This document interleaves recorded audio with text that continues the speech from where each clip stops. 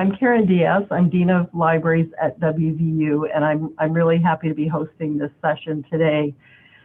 This virtual Art in the Library series has been a very successful program for us that kind of started because of the pandemic and the need to meet virtually rather than in person, but has been very successful. And it's been a great opportunity for us to be able to bring in talent into the libraries and highlight talent that is coming into the libraries in various forms and shapes. But it's really exciting today to be able to highlight talent from within the libraries, sort of an inside-out view and something different than what we're typically used to featuring here. But it's really my honor to be able to host this and to highlight our talent here from within the libraries.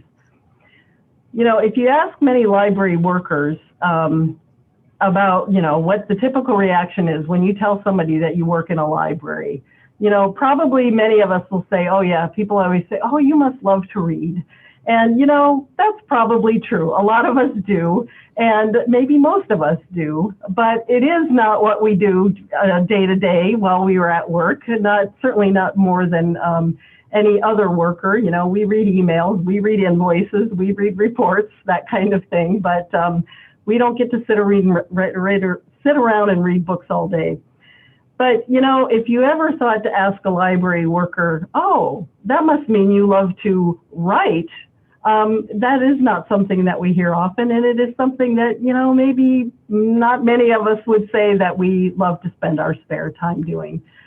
There are many of us who do have to write professionally and spend time with that, but not many of us spend a lot of time producing the kind of creative work that you're going to be hearing about today. So this is a unique opportunity. So we have a group of folks who've done this kind of thing, and we're really happy to go through and let you hear from this panel. And in typical library fashion, we are going to be going alphabetically by last name. So our first panelist, who unfortunately was not able to join us today, is Sally Brown, but I am going to do my best to fill in just a little bit and very weakly on her behalf, but I would like you to have a chance to see some of her work. Sally Brown is, by day, our exhibits coordinator for the WVU libraries, where she curates aesthetically pleasing and educational exhibits, large and small, for 3 libraries on the Morgantown campus, and she occasionally travels to other campuses to share these exhibits as well. In her time away from WVU Library, Sally is an artist in her own right and stays very active in the Morgantown, Pittsburgh, and wider art scene. And on her behalf, I'm going to share 2 of her published works that, let me share my screen here. That shows some of her accomplishments. So rather than writing, Sally's contributions are actually illustrations. So the first item that I'm showing is from a book called Leaves of Absence, which is a collaboration she did with the poet Laura Madeline Wiseman. And I'm showing you copies of our library book here, stickers with call numbers and all, because I would like to feature our collections in the libraries as well. And I'm just going to share a couple of comments from reviewers about this book, this first book, Leaves of Absence. The first reviewer writes, once there was a story of how fruit brought ruin and Eve's temptation brought sorrow to the world. Leaves of Absence, Brown's and Weissman's collaboration brings us back to the garden. We are immersed in the green shade of affection, brought to our senses through rich visual compositions and poetry that rings of newfound energy in the garden. Another reviewer writes, the growth of trees brings uninvited events. A pioneer spirit is needed to survive and remain hardy. Leaves of Absence is a powerful grafting of poetry and lush, delicate drawings. And I love this idea of a grafting of of the two formats, two artistic formats, and Sally's, I think, provides just such a beautiful complement to the work that we are seeing. I don't know if you can see, but in the second illustration from this leave of absence, there's a lot of abstract art here, along with we're seeing a lot of leaves.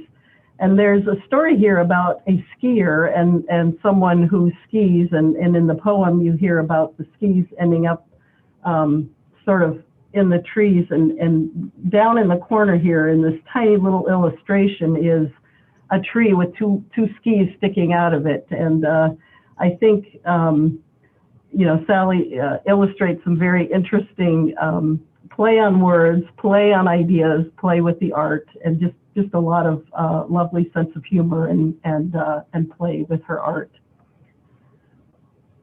The second book that she collaborated also with the poet Laura Madeline Weissman on is called Intimates and Fools. And Intimates and Fools couples body art and poetry to intimate the complicating pairing of the female form and cultural norms of beauty, while playfully seeking to bear such burdens of their weight. Laura Madeline Weissman's poetry explores notions of the bra and its place in the hearts, near the hearts of women, while contemplating literary and pop cultural allusions and illusions of such intimate apparel. Sally's body art and illustrations make vivid and bright the female form while calling into question the cultural narratives on such various shapes we hold dear, be they natural, consumer, or whimsy. One reviewer notes the poet's lighthearted humor and notes that Brown supports that humor. They come in all shapes and sizes and colors, matching Weissman's poem in range and humor. So again, not as good as having Sally here herself to share her work, but I did want you to be able to see some of her artistry. Our next panelist is Martin Dunlap, and Martin has contributed to a book on baseball. And Martin, I'm going to turn things over to you to share about your story. Okay, well, I don't have any screen sharing or anything. Sorry about that. But I do have a baseball glove and a baseball. And I do have the actual book itself. So this is the compilation of stories. Mine is one of them, but it's a compilation of stories that, are about baseball, but not really about baseball. So it's about, it happens to be baseball is kind of the focal point, but, it's about the human condition. So my particular story is just a couple of pages of sort of reminiscences of me when I was younger. When I was 9 years old, I lived in England, and in 1976, and I thought, it's the bicentennial year. I should do something really American. So I wanted to play baseball, and I had never played baseball before. I really didn't know that much about baseball. I knew there was this guy named Pete Rose. Some of you may know who that is. So I just decided that I was going to play baseball. And so I tried out and I made the team, and I was terrible. It probably would have helped if I had played baseball before, but I was also really short, and the uniform did not fit. We were playing in a foreign country where no one had ever heard of baseball before. So I, took trains. We played baseball on grounds that were made for cricket, not for baseball. So it was, kind of just an odd situation. But one of my prized possessions, as I talk about in the story, is the patch that I got for playing baseball in 1976 in England. And I, survived it. And I never played organized baseball ever again. The next year we moved. And then the year after that, we also moved. So it just, it never worked out again. And so that's enough about the story. And I will talk a little bit about, so I looked into this. Everybody else is probably going to talk about, editors and junk like that. I was approached by the author on Facebook about, hey, you seem to like baseball. You have, dropped baseball into your, likes a few times. Do you know any good stories about baseball? I'm putting together a story about baseball. And so this was, I don't know, 5, 6, 7 years ago. I mean, I wrote the story and just emailed it to him. This was a Yahoo News group, which doesn't even exist anymore. So I just sent it to him, and then I emailed with him back and forth a few times. And then the project seemed to get stopped because he couldn't find someone to publish it. And so out of the blue, a couple of years later, he said, he got in touch with me again and said, hey, the book's a go, do some final edits, and it'll show up, in a couple of months. So it was a very start and stop kind of process for me. When I re-edited the story, I thought, wow, who wrote this? This is crazy. So I had to go back and really do a lot of editing on it, much tighter, using one word for 5, kinds of things, and not really changing the story that much, but really editing what it looked like. And then, so if you talk about what you write about, I tend to write about memories, things that happened to me, weird things that happened to me, funny things that happened to me. So that's generally what I have been doing in terms of writing. This is the only thing I've ever had published, but I have been collecting a series of stories about a place I used to work at the University of Florida, which was building number 13. And a lot of just weird things happened while I worked at building number 13. So that's what I've been working on of late.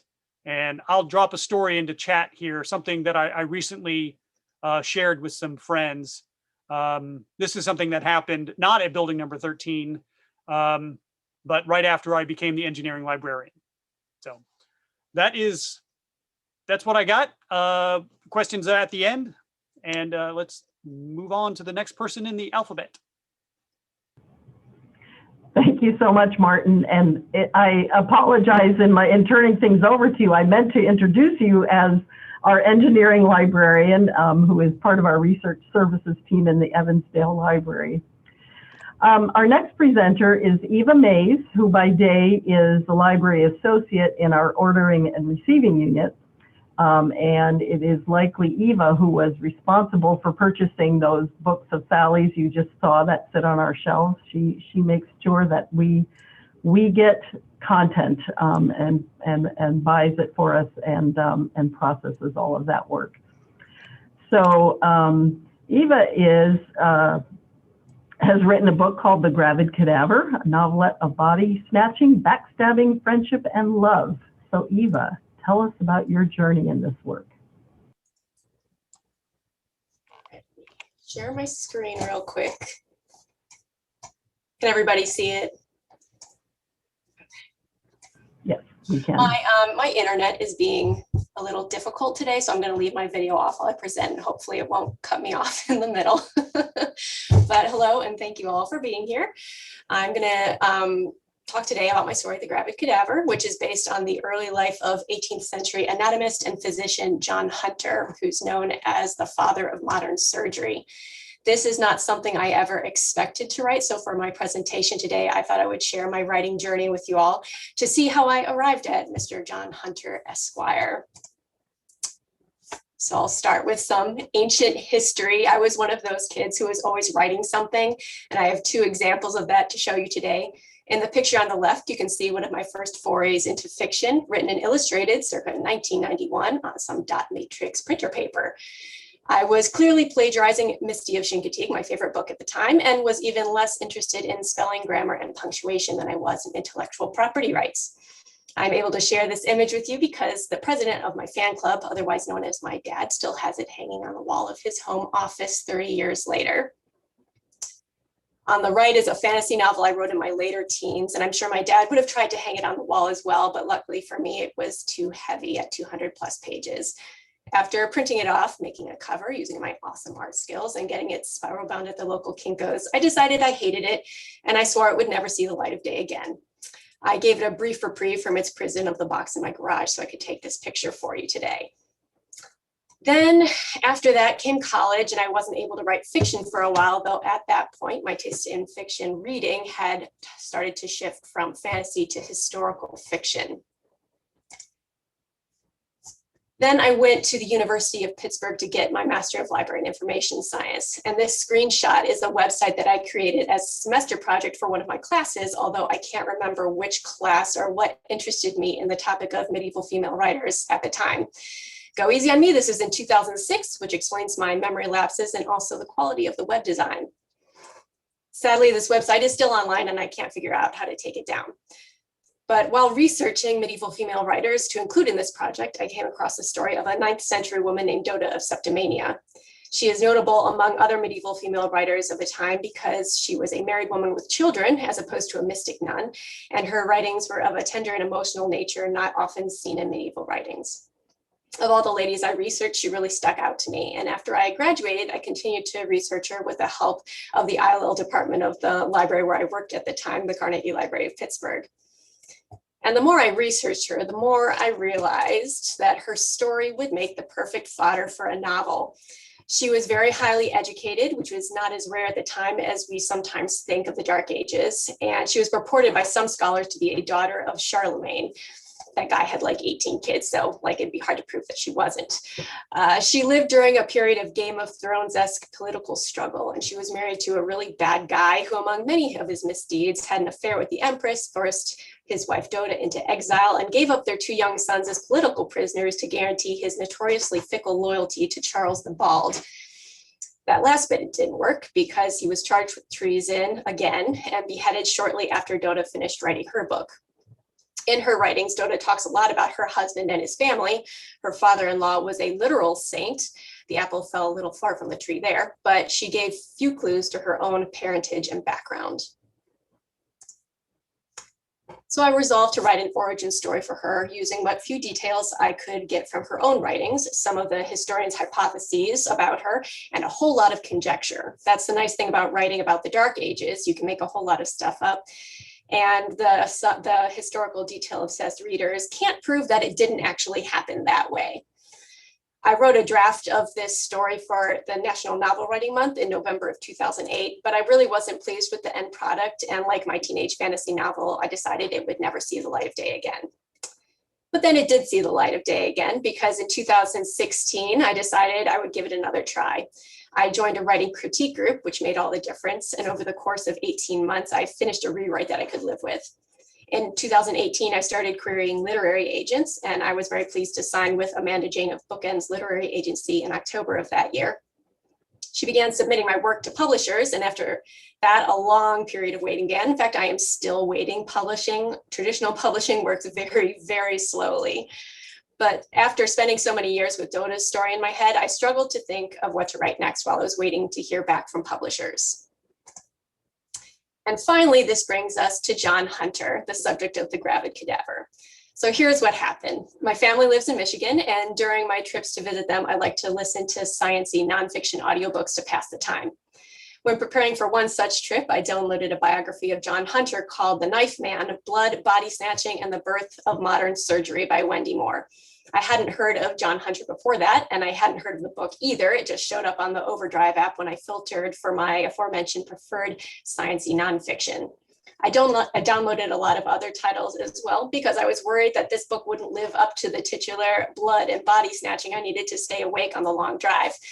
I mean, the guy on the cover is wearing a powdered wig. How interesting could his life possibly be? In a word, very. After reading Wendy Moore's book, I couldn't help but wish for a premium cable miniseries based on Hunter's life to magically appear on my Roku. In brief overview, Hunter was born in Scotland in 1728 and lived an unremarkable childhood and an aimless young adulthood until he moved to London in the 1740s to work as an assistant to his older brother, William, who was a respected physician and anatomist. It was there that John discovered he had a penchant for the biological sciences as well, and went on to make many astounding advancements in dentistry, medicine, and surgery, far surpassing his brother's career by a long shot. But to make the scientific advances he did, he behaved in some very callous, gross, and unethical ways. And that's the sort of conflict that I've grown to love as a writer.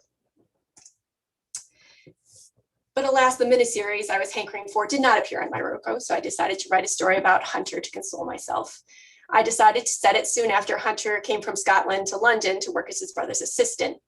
This assistantship involved many duties, but the biggest of which was procuring cadavers to be dissected in William's newly opened anatomy school.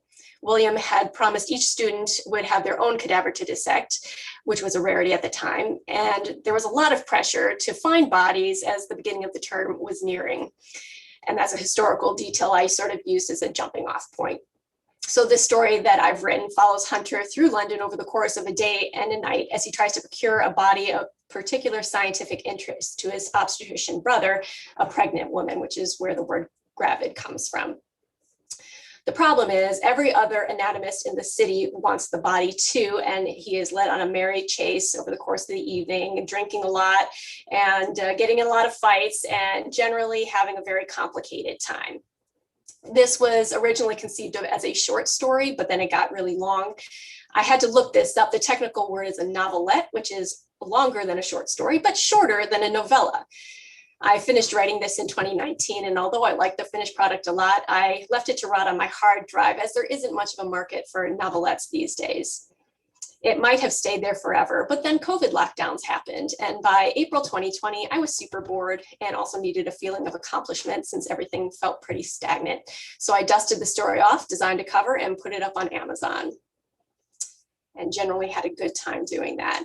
But after that was done, I struggled once again to think of what to write until I met Elizabeth Packard. So this is what I am working on now.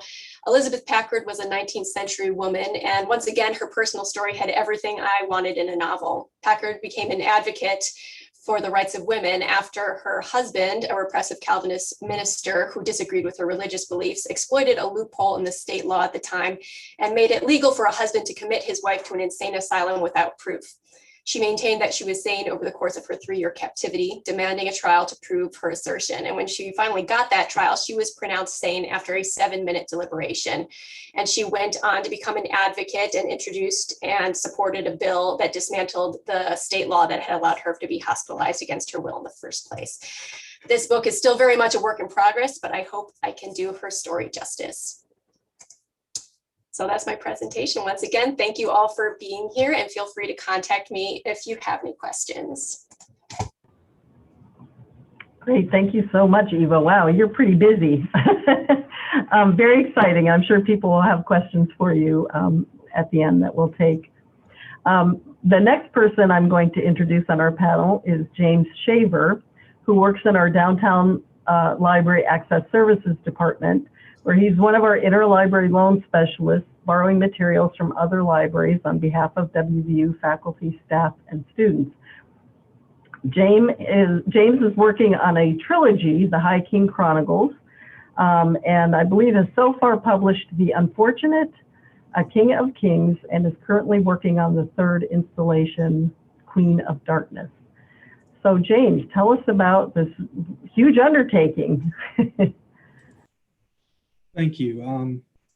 So like Karen just said, the titles of the books, The Unfortunate is the first one, A King of Kings is number 2, and Queen of Darkness is what I'm currently working on. And right now I'm projecting next fall that I'll have it released.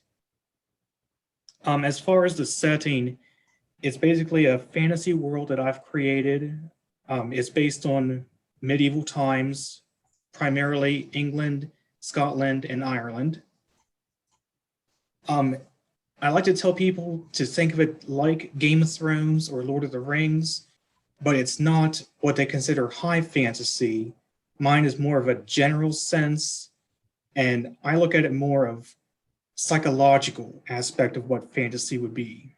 And what I mean by that is, for the characters in the story, they may think that what they're experiencing is supernatural, but today we have explanations for it, like schizophrenia or paranoia.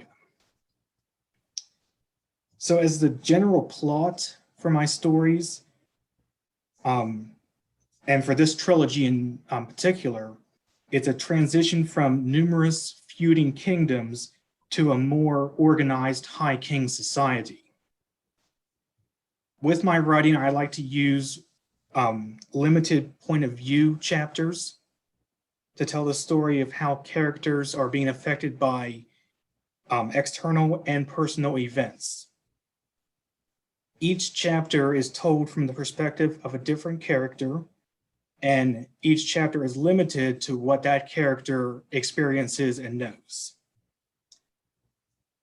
For my writing style, I don't really have a schedule. I know there are some writers who have a strict daily schedule. I work from this time to this time every day.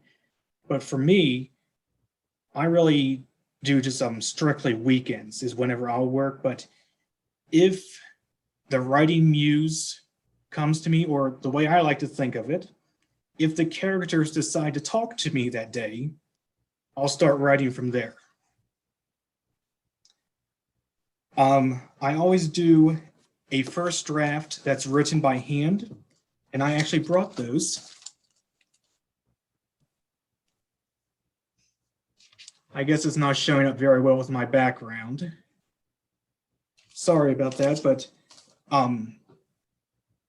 basically I just have paper and I'll just start writing all by hand, and then eventually the next step is to go through, edit, make corrections, and then I get it formatted for publishing. Overall, and looking forward to what I'm going to do, I plan to keep the fantasy world that I've created, to write more stories, and I actually have another trilogy planned that takes place over 100 years after the current one.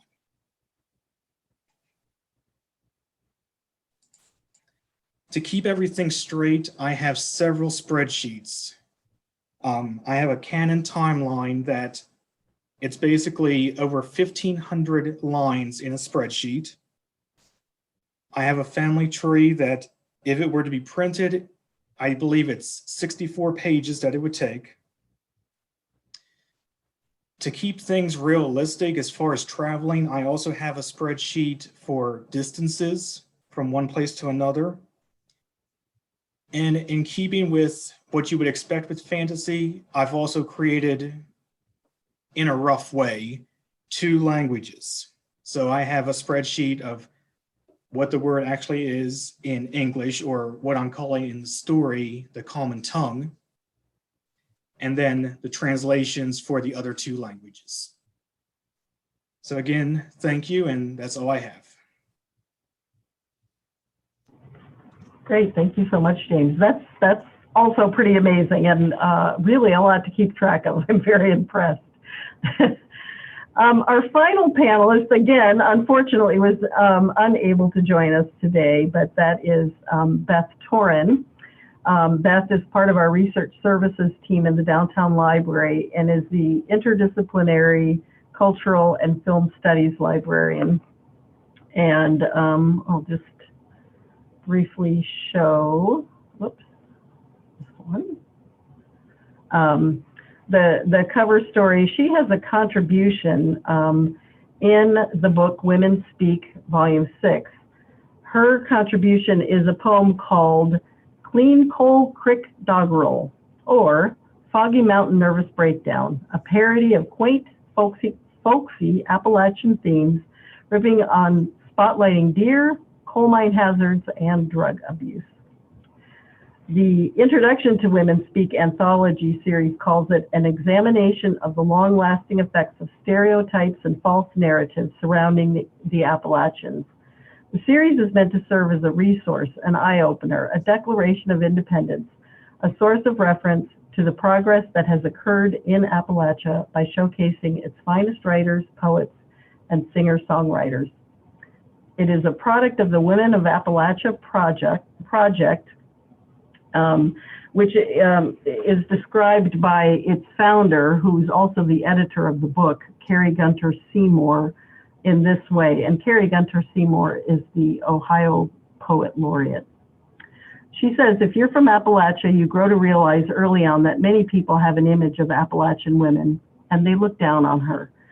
The Women of Appalachia Project was created to address discrimination directed at women from the Appalachian region by encouraging participation from women artists of diverse backgrounds, ages, and experiences to come together to embrace the stereotype, to show the whole woman beyond the superficial factors that people use to judge her. And I will mention that the WVU Libraries has been honored to host an annual gathering of these writers in our Milano room, and we actually will have the opportunity to do so again this coming spring in March of 2022. And Beth requested that rather than focusing on her work, she wanted to promote the fact that there is currently an invitation to participate for the new volume for the upcoming one. And this is for new as well as established artists. They accept music, spoken word poetry, fiction, nonfiction, and fine art. And the submission deadline for Volume 7 is July 30th, coming up, so this is very timely. And there's a link to the application and instructions on the Women of Appalachia homepage. So that concludes our panelist speakers, and we would now like to open things up for questions. So you are most welcome to unmute yourself, turn your camera on if you would like to, and ask especially one of our panelists who's here today, Martin, James, or Eva, if you have any questions for them.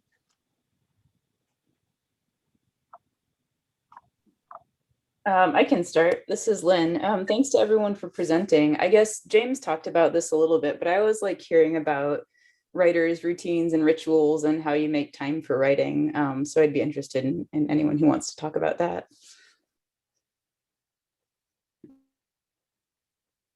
I can start. I have to say, for me, it is finding time to do so. These guys write in much longer forms than I do. So I really try to find time to sit down and just think about what I'm going to write. And mostly I write in my head for quite a while before I even sit down and put it on paper. But I agree with James, writing it by hand is actually really how I mostly do things. And just to follow up on that, one thing I forgot to mention is, for me, writing it by hand, I'm able to get down the ideas quickly. And then, excuse me, I'm able to get the ideas quickly, and then I can always go back and add, but I know I have the important information. Too many times I've been fooled by the, oh, I'll remember that. It doesn't happen. And I can speak a little bit to that too. My writing schedule has had to evolve as my life evolves. So my book about dotative septimania, I wrote, my kids were babies basically when I wrote that, and I had to really engineer a nap time for all of them at the same time, which took a lot of doing, but I would have like an hour or two every day to write, and I really had to be stern with myself about making that happen.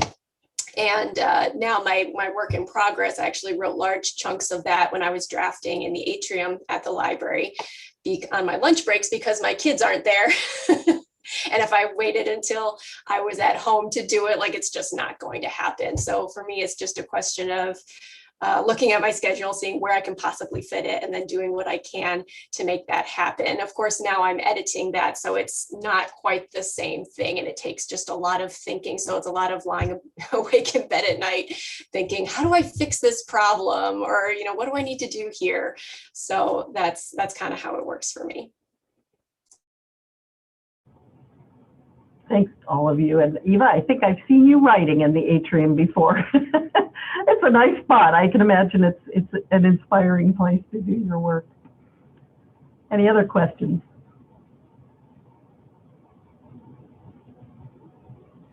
Well, I'm kind of curious. This is for James, and I am no fantasy aficionado at all, but were you influenced by Tolkien? Because I know he also invented languages. So I have seen about Tolkien's languages. It is nothing as detailed as that. What I usually do is I have 2 languages in mind, and I'll look at the translations for each, and then just kind of pick like the beginning of one, the ending of another, and just put them together. Try to make it a little bit of the syllables of those 2 combined, something that can still be pronounced easily. Thank you.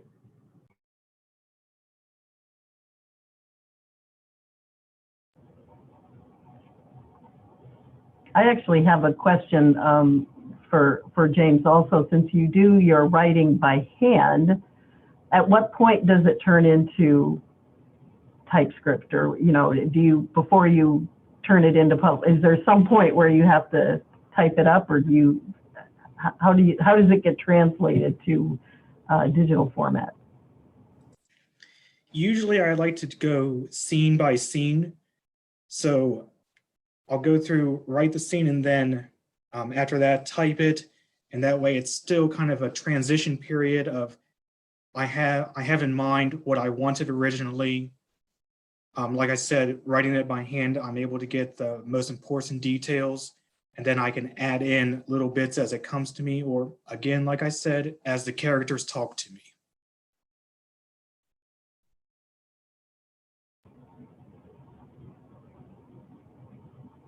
Are there other questions? I would like to ask James if he can tell us a little bit more about the characters we can find in his book. Well, I will say that it's always been a little difficult for me to kind of summarize that kind of question, but what I like to do is I focus more on like the nobility and the royalty. So the characters you'll find in these stories are either one of those 2 or have a close connection with the nobility or royal characters. James, I don't know, James, because I feel like the you know, the unfortunate are not necessarily noble. I mean, maybe one, but I feel like you also have a knack for the you know, the others not noble.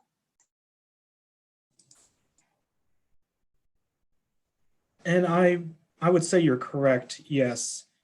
But also, like I said, there is some connection to the royal characters or the noble characters that the others who may be peasants or just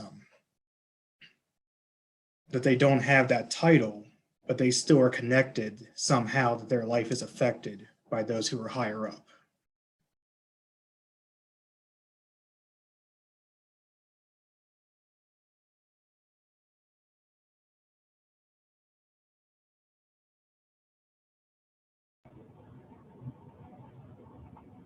I have to hand it to those of you who write by hand. I see Lynn mentioned in the comments she also has to write by hand. I can't even think by hand anymore. I can't write anything by hand anymore. So I find that just a really fascinating process, especially with all you young folk who grew up in the digital age. It's interesting to me.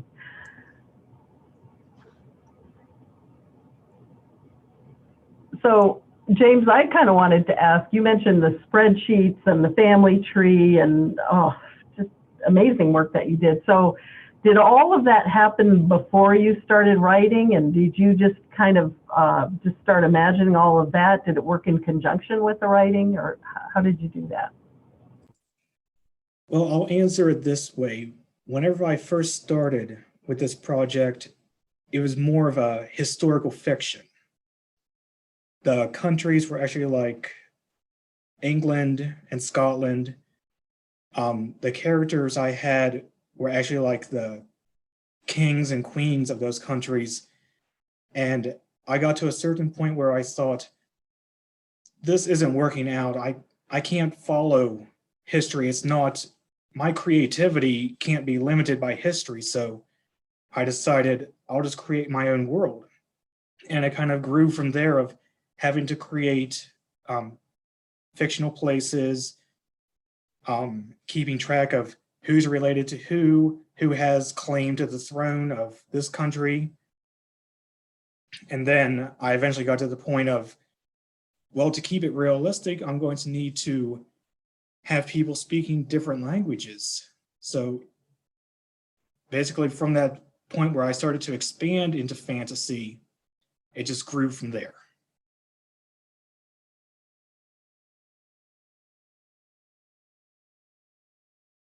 I have another question for Eva. How do you go about finding these sort of bizarre historical figures? Are you just like Googling weird historical figures, or what? I have a very rich reading life. So most of the stuff I came across by accident. For example, my work in progress about Elizabeth Packard, I actually discovered her because I was reading an article, I think it might have been on NPR, but it was about Charles Dickens, actually, who tried to hospitalize his wife. And because he was in love with an 18-year-old actress and his wife had had 10 children, and he was kind of over her.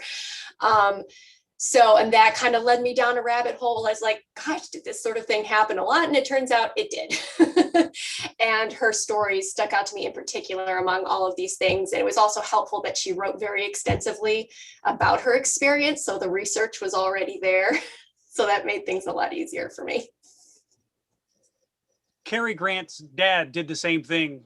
So it's not that far back in history. Yeah, sad to say. Well, and sort of the big Britney Spears publication that just came out, a lot of it is sort of about similar things, just kind of taking agency away from women. So. Yeah, I've been following that kind of closely. So it's kind of sad how like things have progressed, but clearly not enough if that type of thing is still happening.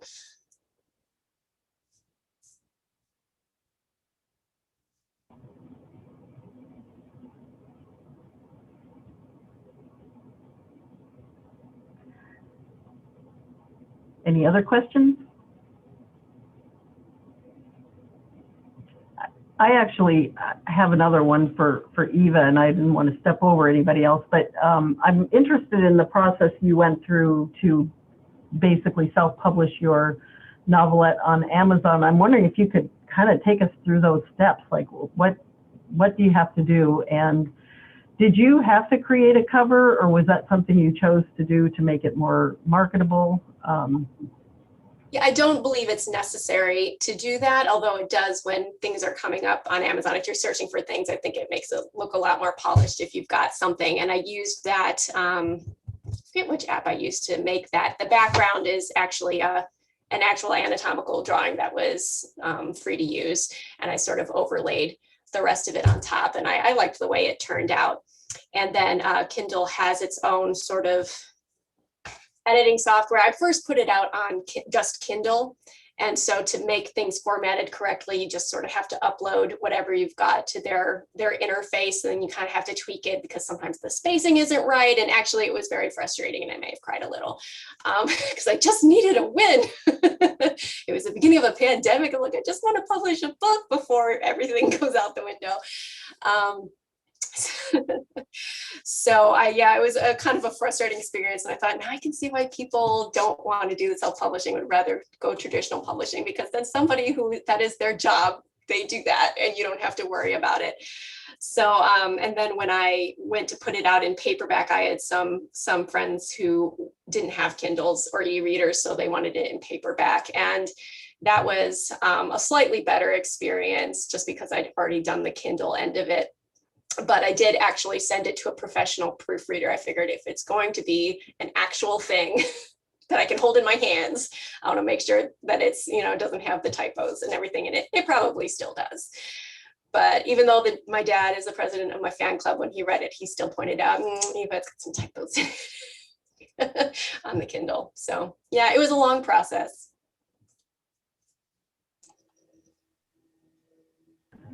If it's any consolation, I've paid good money for books I bought at Barnes and Nobles that have had typos in them. So,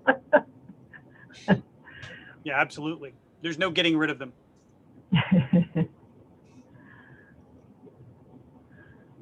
Other questions? Well, I have to ask Martin this question. So it's fascinating to me, Martin, that you made the team even though you said you were terrible.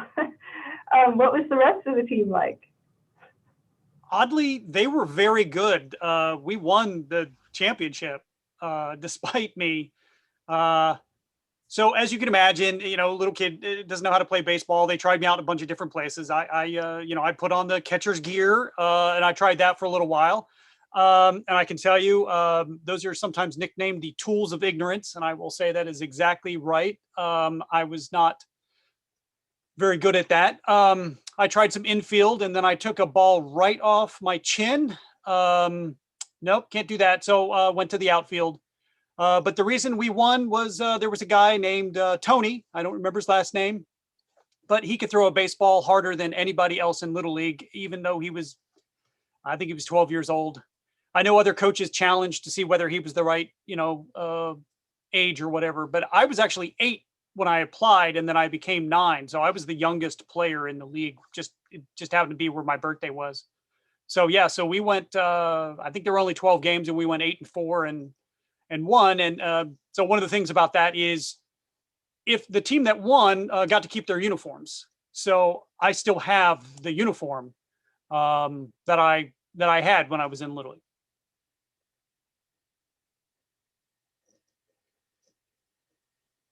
It still doesn't fit.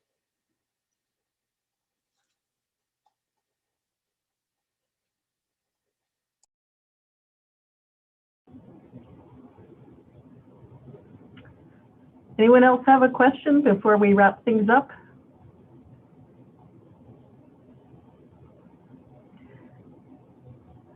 Well, I want to thank so much our panelists for presenting and sharing their work today. This was really fun to be able to hear about work that you do that we don't, those of us who work with you don't get to see in our day-to-day work life. And I hope some other folks have enjoyed being introduced to this as well. On Monday, all of you should receive a link to a survey to provide us with feedback on this event. And I encourage you to keep your eyes and ears out for future programming from Art in the Libraries. I'm happy to provide one brief preview for fall of what's coming. We will be launching our next major exhibit in the downtown library called Appalachian Food Justice. And this is being done in conjunction with the WVU Food Justice Lab. We actually expect to be able to host an in-person launch and reception, and we are working on the details of that. If you are not on the mailing list to receive news about Art in the Libraries program, I encourage you to sign up when you receive our survey. But thank you all so much for joining us today. One final round of applause. Thank you so much to our panelists for sharing their work and their stories on what they're doing. And I hope you all have a great afternoon. Thank you.